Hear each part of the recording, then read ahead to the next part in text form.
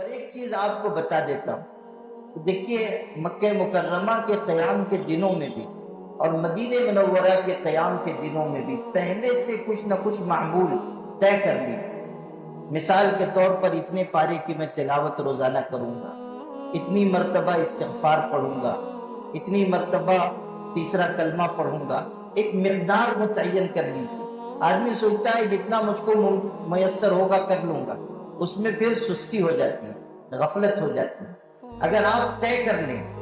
کہ میں جب تک مکہ مکرمہ میں رہوں گا اتنے ہزار مرتبہ استغفار پڑھوں گا، یا جتنے دن میں مدینہ منورہ میں رہوں گا اتنے ہزار مرتبہ درود شریف پڑھوں گا۔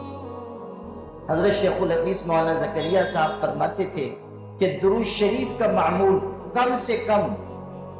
3000 مرتبہ طے کر لینا چاہیے مدینہ منورہ، کم سے کم، زیادہ نہیں، کم سے کم 3000 مرتبہ، اور مکہ مکرمہ میں 3000 مرتبہ استغفار، اور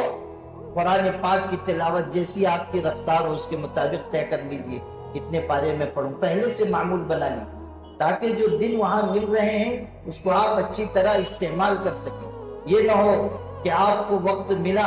اور آپ نے اس کو صحیح استعمال نہیں کیا، تو وہاں کی عبادتوں پر اجر بڑھ کر ملتا ہے۔ آپ وہاں کی عبادتوں میں جتنا زیادہ مشغول ہوں گے اللہ تعالیٰ اسی اعتبار سے آپ کو اجر سے نوازے گا۔ ایک بات اور یہاں سمجھ لیجیے کہ وہ سرزمین ایسی مبارک ہے کہ جس کے بارے میں یہ کہا گیا کہ اعمال کا اجر بے پناہ بڑھا دیا جاتا ہے، اسی کے ساتھ یہ بات بھی ہے کہ گناہ پر وبال بھی وہاں بہت بڑا ہوتا ہے۔ اس لیے پوری احتیاط کیجیے۔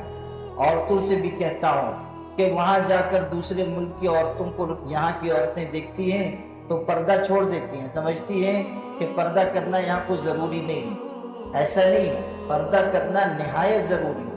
اور اگر یہ بے پردگی کر رہی ہیں اور لوگ ان کی وجہ سے گناہ میں مبتلا ہو، یہ بھی گنہگار ہوں، اور جو دوسرے لوگ نگاہ کی خیانت میں مبتلا ہوں گے ان پر بھی بہت بڑا وبال ہے۔ یہ حقیقت اچھی طرح سمجھ لیجئے کہ گناہ کا ارادہ اور علاقوں میں قابل گرفت نہیں ہے،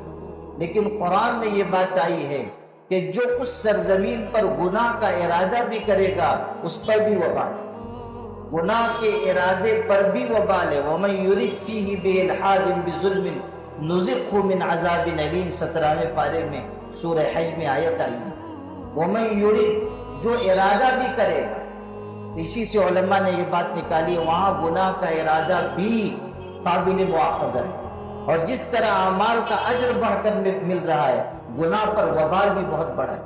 گناہ پر وبال نہایت سخت ہے۔ اس لیے ہر چھوٹے بڑے گناہ سے بچیں، جو دن ہیں آپ کے پاس اعمال میں، طاعات میں، عبادات میں لگائیں، گناہوں سے اپنے آپ کی حفاظت کریں۔